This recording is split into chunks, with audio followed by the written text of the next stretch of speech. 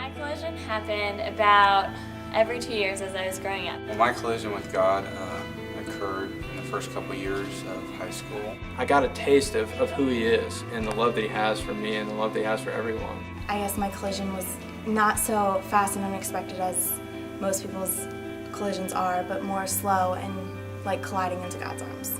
And so I thought that because I was so young that I couldn't help and I wouldn't be very useful. But God showed me on that trip that I can be helpful, and just because I was young doesn't mean that I couldn't show His love to the people that I was there to help.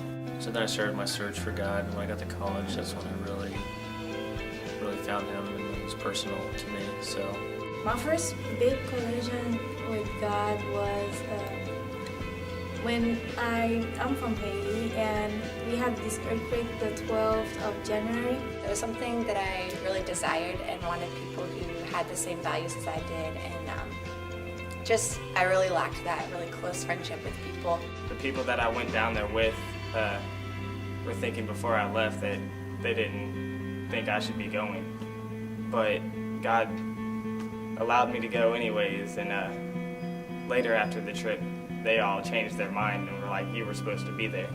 So that was just by the grace of God. I was born with a physical disability called cerebral palsy.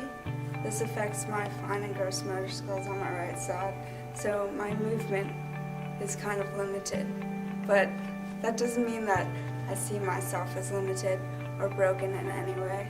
And then once I hit middle school, 3 of my grandparents became sick and died in less than 2 years.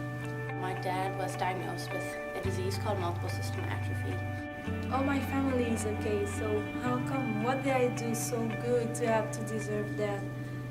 And I thought to myself that God is good. God is, like they say, God is good all the time, God is good. my friends from school were going down one path that I knew wasn't right, and then I had this other path where I was really unsure of what was down there. And during that week while I was at Impact, God showed up in a really big way. At the end of the summer, I was changed, but it wasn't till a couple years down the road that I realized that I wanted to truly give my life to Him and live for Him and everything that I do. And people were persecuted for believing, and so that was the first time that I really began to question God and to talk to Him in a whole new way and just ask Him questions and wrestle with some different ideas and ask. I just suddenly realized that all the things that I had hoped and desired and been praying for finally collided with God's will for my life. It was in that move that I learned that I can't count on them to define me, but it's God who defines me. And not only defines who I am, but also designed me the perfect way. But over time, I learned that I have to cast my cares upon the Lord, and that His good and perfect plan for my life beats anything that I could ever write. And I just have to trust Him and let Him be the author of my story. And he'd been through some rough times too, but he helped to kind of mentor and disciple me. The collision really happened when I got back down here. God taught me that His plan for you will put you where you need to be and provide you with what you need. Because when I got back down here, there was a new staff member, and she turned to be my best friend and one of the best role models that I could have.